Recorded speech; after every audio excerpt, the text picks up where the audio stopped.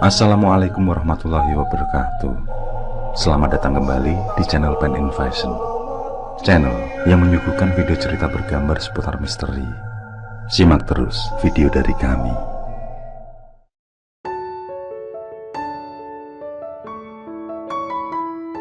Sekitar jam setengah 9 malam, aku dan beberapa kawan asik nongkrong di sebuah warung kopi. Kami bersendoguro sambil menenggak minuman keras. Itulah yang selalu kami lakukan setiap akhir pekan. Mengumpulkan uang dengan cara patungan untuk membeli minuman haram, lalu menenggaknya tanpa takut dosa. Dengan alasan untuk menghilangkan capek, kami melakukan itu. Selainnya, kami merasa lebih tenang dari segala urusan pribadi. Maklumlah, darah muda. Selang beberapa lama kemudian, datang Tarwadi, salah satu sahabatku dari kecil. Dia datang menghampiriku. Diajaknya aku dan Jack untuk menemani ngapel ke rumah calonnya tetangga desa. Ini sudah malam, lebih baik besok saja kalian ke sana. Ucap Harti, anak dari pemilik warung yang mendengar percakapan kami. Tapi sahabatku itu tetap ngotot untuk ngapel. Kangen berat katanya. Dia terus memaksa aku dan Jack untuk ikut dengannya. Dijadikan teman di sana layaknya obat nyamuk. Tidak biasanya Tarwadi sengotot itu, yang akhirnya aku dan Jack ikut kemauannya. Kawanku itu juga menjanjikan akan membelikan minuman sebagai imbalan.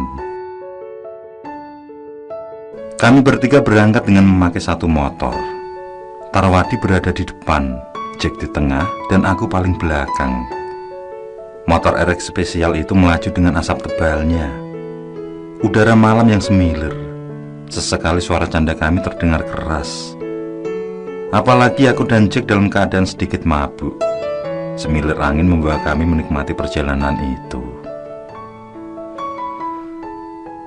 Saat sampai di perbatasan desa, tepat di pohon asem besar yang berjejer 3, aku merasakan suasana sangat hening. Tidak terdengar suara apapun, termasuk suara obrolan kedua kawanku. Mendadak sepeda motor melaju dengan cepat dari arah belakang, yang tentu membuat Tarwadi terkaget dan oleng ke kiri. Hampir saja kami mengalami kecelakaan. Di saat itulah aku merasakan pendengaran kembali seperti semula. Keheningan itu berlalu. "Sialan," ucap Tarwadi. Dengan muka marah, dia menarik gas motor yang membuat kami hampir terpental. Dia coba mengejar dan menambah kecepatan. Di tengah pengejaran itu, kembali sebuah motor melaju dengan kecepatan tinggi menyalip kami. Dan tampaknya itu merupakan motor yang sama dengan pengendara yang sama pula. Tarwadi yang terbakar amarah kembali memutar gas kencang-kencang. Hingga saat tiba di pemukiman warga, motor kami melaju makin pelan, yang kemudian mati. Beruntunglah tidak mati secara dadakan, yang tentu bisa mengalami kecelakaan. Tepat di bawah temaram lampu pinggiran desa, kami semua turun untuk mengecek kondisi motor. Sebagai langkah awal, Tarwadi coba menstarter berulang. Tidak ada tanda akan kembali menyala. Kemudian dia menengok tangki bensin. Bahan bakar itu dikocaknya, masih separuh. Lebih dari cukup kalau cuma untuk pulang pergi. Langkah berikutnya, Tarwadi coba mengecek pengapian. Dia mengabaikan mesin motor yang masih panas. Dengan tergesa, dia mencopot kabel busi lalu melihat nyala api sambil di starter. Aman. Api itu masih menyala kuat. Pastilah bukan itu penyebabnya. Tarwadi kembali membenahi kabel. "Motornya kenapa, Mas?" Seorang lelaki mengejutkan kami. "Tidak tahu, Mas. Tiba-tiba mati," jawab Jack. Lelaki itu menawarkan diri untuk membantu. Dan sungguh aneh, sekali starter RX spesial itu menyala. Tentu hal itu membuat kami tenang. Tidak lama kemudian, Datang temannya menjemput.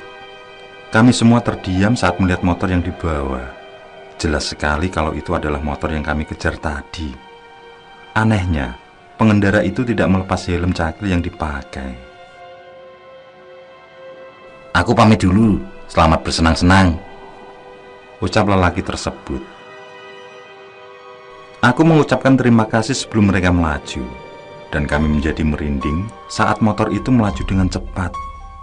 Tampak lelaki yang duduk di belakang menoleh ke arah kami. Lelaki itu wajahnya berubah mengerikan, penuh jahitan di sepanjang pelipis hingga dagu. Matanya tenggelam sebelah, dan begitu tersenyum, keluar darah kental yang tersapu angin.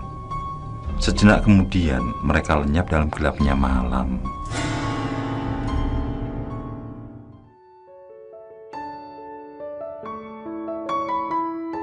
Tibalah kami di rumah Mahmudah, pacar Tarwadi.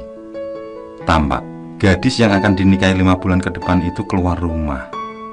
Mungkin dia sudah hafal suara motor Tarwadi, jadi saat mendekat dia sudah siap menyambut. Dengan senyumnya yang manis, dia menunggu kami turun dari motor. Kok sampai malam begini? Ada apa, Mas? Tanya Mudah. Tarwadi yang belum mengucap salam menjawab pertanyaan itu. Dia beralasan kalau ada salah satu keluarganya yang berkunjung. Setelahnya, barulah dia mengucap salam, yang disusul menanyakan keberadaan orang tuanya. Mereka menghadiri hajatan anak dari teman ibu, resepsi malam ini. Jawab Mudah yang disusul duduk di samping kekasihnya. Untuk kebebasan mereka, aku dan Jack memilih masuk ke dalam, menonton TV sambil bersantai di ruang keluarga. Aku dan Jack saling berebut remote, memilih channel kesukaan layaknya anak kecil. Agar tidak gaduh, aku terpaksa menonton acara kuis mengikuti kemauannya. Dengan bau alkohol yang samar-samar tercium, kami berbaring sambil menikmati makanan ringan hingga kami sama-sama tertidur.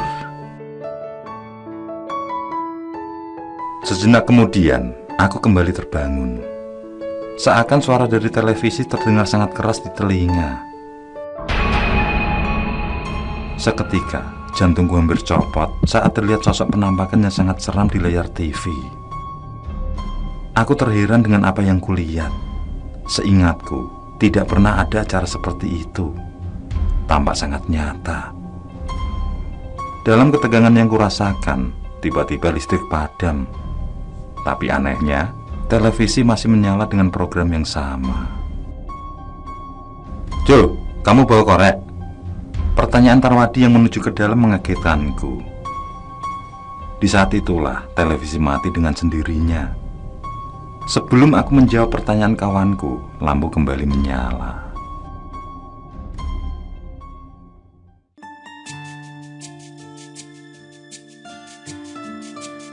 Sekitar jam 10:30 malam, orang tua Mahmudah pulang.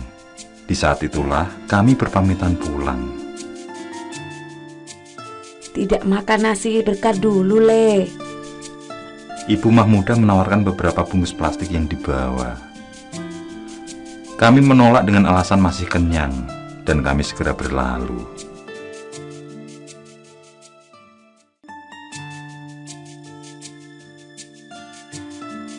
Tarwadi menghentikan motor di sebuah kios. Hanya ada beberapa orang saja yang nongkrong di sana. Tampaknya dia akan menepati janji untuk membelikan minuman keras. Mau berapa botol, Mas? Tanya wanita parubaya pemilik kios. Tarwadi meminta 1 botol dulu. Yang pasti ada botol lain yang akan menyusul nanti. Kami menikmati minuman itu hingga lewat tengah malam. Sampai akhirnya kami bertiga teler semua. Omongan kami mulai meracau tidak jelas. Begitupun suara tertawa yang keras tidak terkontrol. Pastinya hal itu sangat mengganggu lingkungan sekitar. Padahal kami berada di lingkungan desa lain. Sebuah efek buruk dari minuman keras.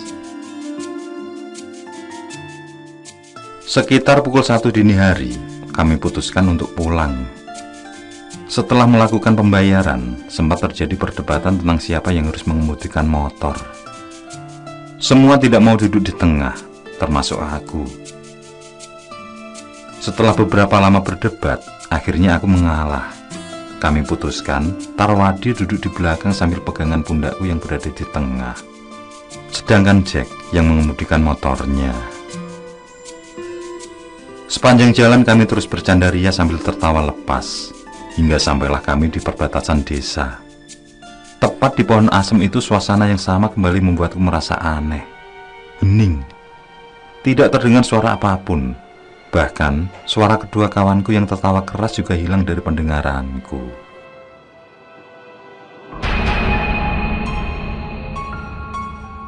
Tiba-tiba Jack menambah kecepatan motor. Di saat itulah, pendengaranku kembali normal.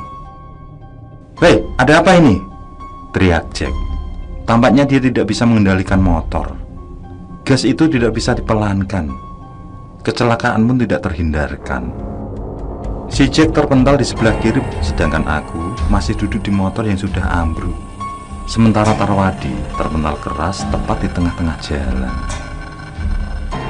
Dalam keadaan setengah sadar, aku melihat sepeda motor melaju dengan kencang, yang kemudian menggilas kepala Tarwadi sampai terseret beberapa meter. Di setengah sadar, aku berteriak sekeras-kerasnya saat melihat kejadian itu. Motor pun berhenti tepat di sebelah Tarwadi. Dan jelas sekali, itu adalah motor yang kami temui saat berangkat tadi. Pengendara yang di belakang juga sama. Matanya hancur sebelah. Terdapat jahitan di sepanjang pelipis hingga dagu. Sementara kental darah menetes dari mulutnya. Saat aku akan bangkit, motor itu kembali melaju dan menghilang dalam kegelapan. Dengan tergopoh-gopoh, aku menuju Tarwadi. Di bawah sinar bulan, aku memeriksa kondisinya. Sangat aneh. Terlihat kepalanya utuh. Tidak ada luka goresan sekecil apapun. Darah juga tidak ada yang keluar. Aku melihat kembali dari ujung kaki sampai ubun-ubun kepala. Benar-benar tidak ada darah yang keluar. Yang terlihat hanya warna hitam di lehernya. Matanya pun terbelalak putih. Kawanku itu dalam keadaan koma. Lalu aku menuju si Jack yang terpental. Dia menceburkan diri ke sungai di bawah semak. Atau mungkin dikarenakan dia yang sedang mabuk, sehingga melakukan sesuatu di luar akal. Terlihat darah mengucur deras dari hidungnya. Aku menyuruh agar lekas naik. Di jalan masih sepi. Aku kebingungan atas kejadian itu, lalu berteriak sekuat tenaga meminta pertolongan. Masih saja sepi. Sambil menunggu kendaraan lewat, aku sempatkan mengurus mereka bertiga. Suasana dini hari yang sangat tragis.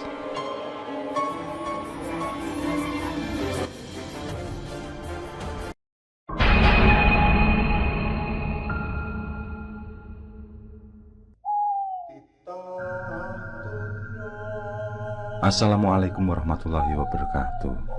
Selamat datang kembali di channel Pen and Fashion, channel yang menyuguhkan video cerita bergambar seputar misteri. Simak terus video dari kami.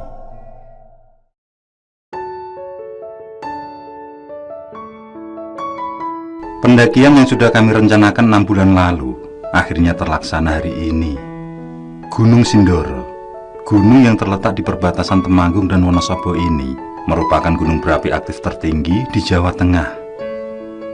Di gunung itulah yang menjadi tujuanku bersama Robi, Alan, dan Tio. Mereka adalah kawan baik yang dipertemukan sejak SMA dulu. Dan kebetulan kami mempunyai kegemaran yang sama, yaitu sama-sama suka menyatu dengan alam. Sejarah berdirinya Gunung Sindoro sudah umum diperbincangkan, di mana menurut legendanya Gunung Sindoro dan Gunung Sumbing merupakan perwujudan dari dua saudara kembar. Mereka mempunyai sifat yang sangat bertolak belakang, sehingga sering terjadi pertengkaran sampai perkelahian di antara mereka berdua. Hal itu membuat sang ayah kehilangan kendali, hingga diajarnya anak-anak tersebut. Yang satu mulutnya robek dan sumbing, sementara yang satu yang bersifat santun dikenal dengan Doro. Cerita tersebut dikaitkan dengan Gunung Sumbing dan Gunung Sindoro.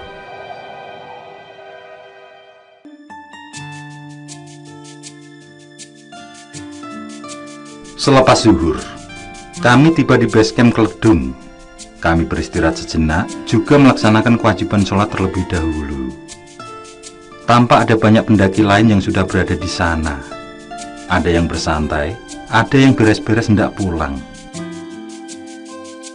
Sambil menunggu penjelasan dari juru kunci, kami kembali mengecek segala sesuatu. Takut kalau ada yang terselip. Pendakian pun dilakukan pukul 5 tepat. Pendaki yang berjumlah 113 orang terbagi dalam 8 pemandu. Yang sepertinya, pendakian kali ini kebanyakan para pendaki pemula. Termasuk kami yang baru sekali ini akan naik ke puncak Gunung Sindoro. Tiba-tiba angin berembus sangat kuat, diikuti hawa dingin yang teramat sangat. Ini adalah pertanda sedang diadakan pesta bangsa lelembut di puncak, ucap Mbah Suro selaku juru kunci. Lelaki itu kemudian menyarankan agar semua berhati-hati, juga jangan berkata kotor dan buang air sembarangan. Hal itu akan merugikan diri sendiri. Sebenarnya ada rasa takut di hatiku, tapi aku tepis semua demi keinginan yang sudah terencana lama. Pendakian pun dimulai.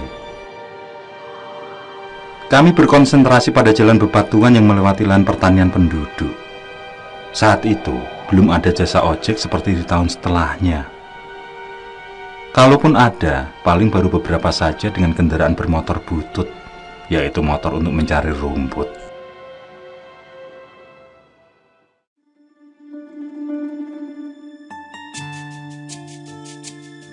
Sekitar 1 jam perjalanan, kami sudah melewati lahan pertanian yang berbatasan dengan hutan.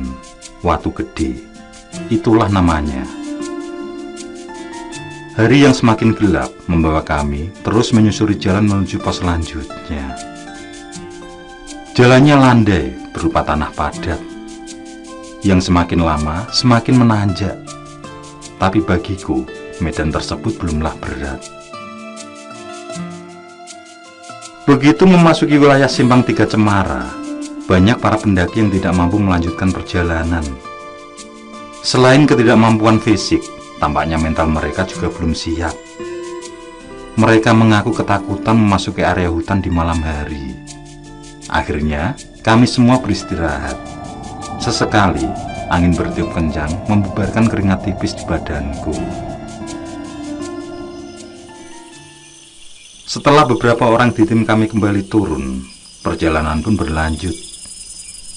Kali ini memasuki medan yang cukup berat. Jalan padat bebatuan yang terus menanjak. Cukup banyak dan begitu menguras tenaga. Semakin ke atas, jalanan semakin menanjak dengan bebatuan besar. Mungkin di jalur inilah pendakian yang sebenarnya dimulai, meskipun terdapat beberapa tempat datar untuk beristirahat. Setelah itu, kami sampai di tempat yang begitu strategis dan cukup luas. Disinilah tempat yang disukai sebagian pendaki untuk mendirikan tenda. Kami beristirahat sejenak dengan menenggak minuman. Pemandangan malam yang indah tampak dari sini. Kebanyakan dari rombongan ingin mendirikan tenda di sini, tapi sang pemandu melarang. Alasannya karena banyak hewan liar berseliweran hingga cukup berbahaya. Begitu kami bersiap melanjutkan perjalanan, mendadak muncul seekor babi besar melintas. Warnanya hitam pekat. Sontak, pemandu yang berada di paling depan berhenti. Kemudian dia menatap satu persatu para pendaki, yang saat melihat ke arahku, tatapannya benar-benar berbeda, sangat tajam, dan seolah ingin mengatakan sesuatu. "Ada apa, Mas?" tanya seorang pendaki. "Penguasa Sindoro lewat," jawab sang pemandu. Sontak, ucapannya membuat semua pendaki menjadi tegang. Aku yang jelas-jelas melihat hewan itu menjadi ketakutan sendiri. Beberapa saat kemudian diadakanlah doa bersama, dan pemandu itu sebagai pemimpin doa. Setelah selesai berdoa, pendakian berlanjut. Medan jalan masih tetap menanjak dan berbatu. Di pinggiran sini biasanya para pendaki juga mendirikan tenda. Samar-samar, aku mendengar suara hewan yang sedang bertengkar atau pula sedang kawin. Sekilas, suara itu persis kucing, melengking, mengeram, yang membuat bulu kuduku meremang. Anehnya, kawan-kawanku seperti tidak mendengar suara tersebut.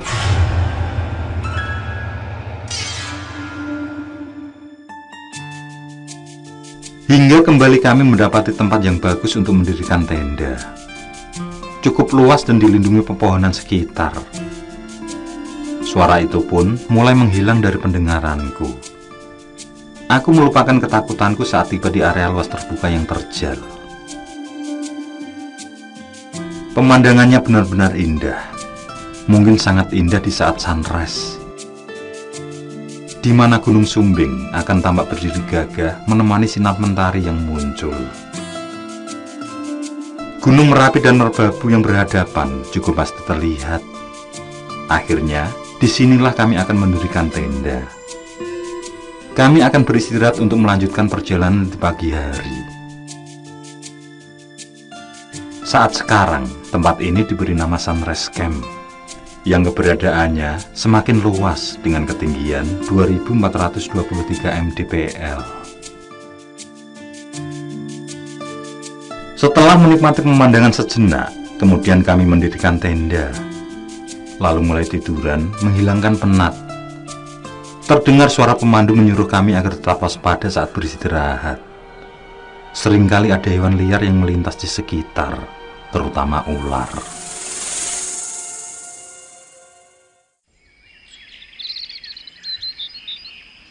Pagi menjelang, kami menikmati munculnya sinar mentari yang megah di antara kabut tipis. Sinarnya seperti terbelah. Aku menghirup udara pagi dalam-dalam. Kesejukannya yang alami menembus paru-paruku. Terima kasih, Tuhanku. Batinku penuh rasa syukur. Setelah menikmati kopi panas, kami kembali melakukan perjalanan menuju puncak. Trek terus menanjak. Aku yang seminggu sebelumnya sudah berlatih fisik, masihlah sangat tangguh untuk sampai ke puncak. Setelah melewati hutan Lamtoro, tibalah kami di Batu Tatah.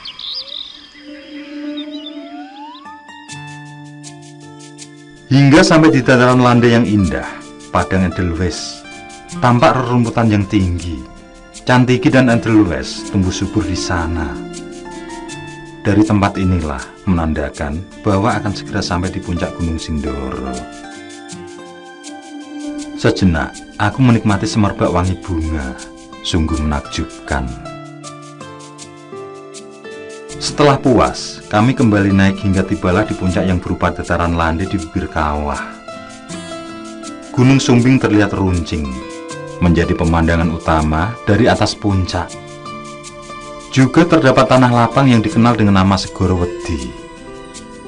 Tanah lapang dengan rerumputan subur menghijau, ini juga terkenal sebagai alun-alun Gunung Sindoro, di mana tempat ini menyimpan sisi mistis yang amat menakutkan,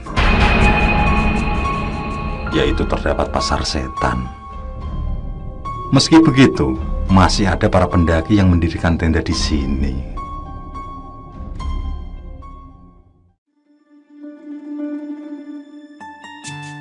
Kami beristirahat setelah melewati serangkaian kegiatan. Yang terakhir adalah turun ke Kawah Mati. Kalau saat ini, para pendaki hanya diberi waktu beberapa jam saja di puncak. Itu dikarenakan bau belerang yang menyebar dan menyengat. Di mana di tahun 2011 terjadi aktivitas vulkanik di gunung ini, yang juga membuat Cantigi dan rerumputan kering, hingga seperti gunung mati. Sebentar lagi maghrib, sebagian pendaki masih berada di atas puncak, sementara yang lain sudah turun kembali ke tenda. Aku baringkan tubuhku di rerumputan. Sekejap kemudian terdengar suara riuh yang membuatku bergidik. Suara itu bercampur semakin riuh. Aku arahkan pandanganku di setiap sudut puncak. Tidak ada kegiatan apapun di sana. Semua istirahat menikmati senja. Hingga suara pemandu menghilangkan riuh tersebut. Dia memberitahu kalau malam ini akan diadakan malam renungan. Bagi yang ikut, disuruhnya tetap berada di puncak. Sebenarnya ini adalah pemberitahuan yang diulang. Sebelumnya para pendaki sudah diberitahu ketika istirahat siang tadi. Tidak lama berselang, seorang pendaki mengusulkan kalau malam renungan itu diadakan di camp saja. Alasannya karena sudah banyak para pendaki berada di sana. Dan setelah melakukan pertimbangan, akhirnya usul itu disetujui. Segera kami bergegas turun.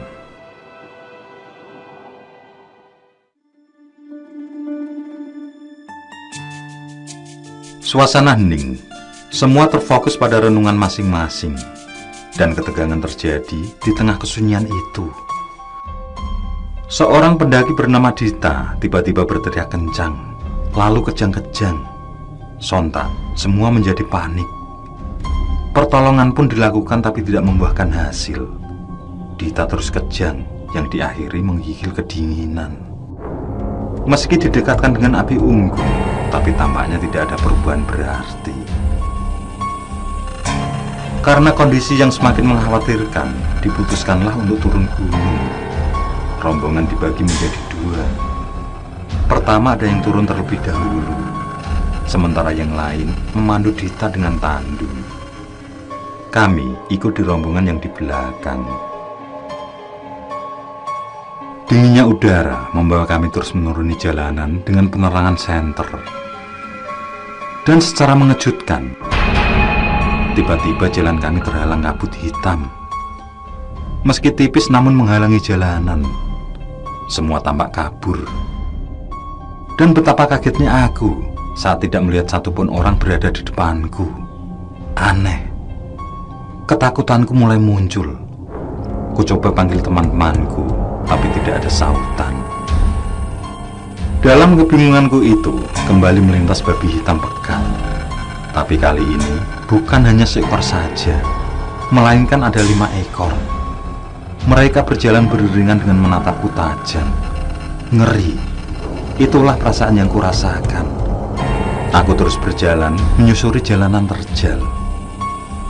Setengah berlari, aku coba membuang rasa mencekam yang mengejar. Tidak juga tampak teman-temanku juga rombongan yang lain. Ketakutanku semakin menjadi. Di saat itulah, aku merasa tubuhku terguncang panas. Kemudian seperti dihantam sesuatu di tengkuk leher. Hingga akhirnya, aku tersungkur pingsan.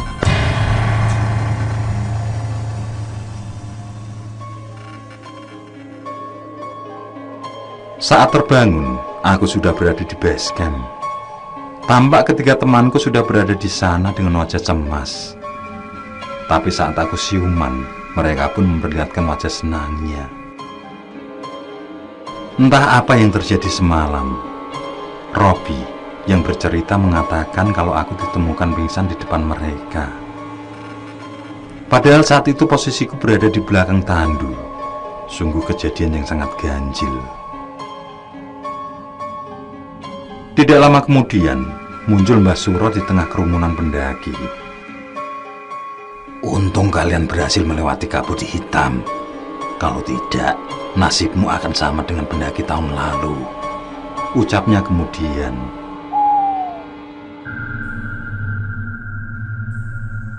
Juru kunci yang diketahui mempunyai ilmu terawangan itu bercerita tentang celeng keleng. Sosok yang cirinya persis seperti yang kulihat itu merupakan pertanda bencana. Jika sosok tersebut ada yang melihatnya, maka mereka harus segera diruat. Mbah Suro mulai bertanya kepada para pendaki, siapa saja yang merasa bertemu dengan makhluk tersebut disuruh ikut dengannya. Dan tampaknya hanya aku dan seorang pemandu yang melihat jelas sosok tersebut.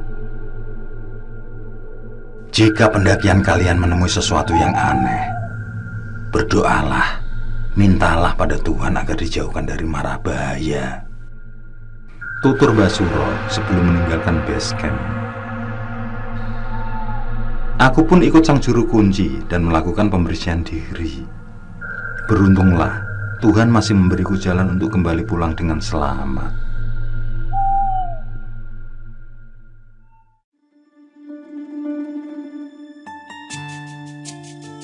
Dan kini, semua tentang Gunung Sindoro telah berubah. Base camp tidak lagi di tempat dulu, tapi dekat dengan jalan raya. Ojek pun semakin banyak dengan motor yang bagus-bagus. Mereka akan mengantar sampai di pertengahan pos 2. Tempat campnya pun semakin luas. Sementara di atas puncak, rumput yang dulu hijau kini mulai mengering. Dan bagi yang ingin ke sana, inilah 11 peraturan yang harus dipatuhi. Pertama, membawa tisu basah, denda Rp1.025.000. Kedua, masuk tanpa izin, denda 2 kali harga tiket ditambah 10 bibit pohon. Ketiga, menebang pohon akan diserahkan pihak berwajib dan 10 bibit pohon. Keempat, membuang sampah sembarangan, denda 5 bibit pohon. Kelima, membuat api unggun, denda 5 bibit pohon. Keenam, membawa senjata tajam di atas 30 cm akan disita, termasuk kembang api. Ketujuh, membawa miras akan disita. Kedelapan, memetik bunga edelweiss, denda 5 bibit pohon dan disuruh mengembalikan ke atas. 9. Merusak dan mencoret plang, denda 5 bibit pohon. Ke-10, mencuri dan berbuat maksiat akan diserahkan pihak berwajib dan denda 10 bibit pohon. Dan yang terakhir, ke-11, kencing di dalam botol dan meninggalkannya, denda 5 bibit pohon. Di mana biaya bibit pohon adalah 50.000. Semua itu demi kenyamanan para pendaki dan untuk kelestarian Gunung Sindoro. Gunung yang pendakiannya penuh tantangan dan penuh misteri.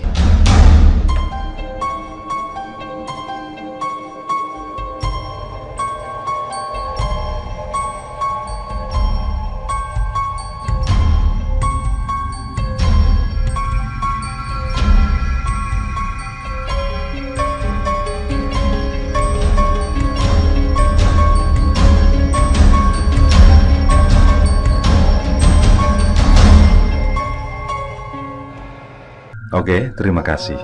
Semoga kawan-kawan terhibur dan untuk ke depan, semoga channel ini bisa lebih baik lagi. Akhirul kalam, wassalamualaikum warahmatullahi wabarakatuh.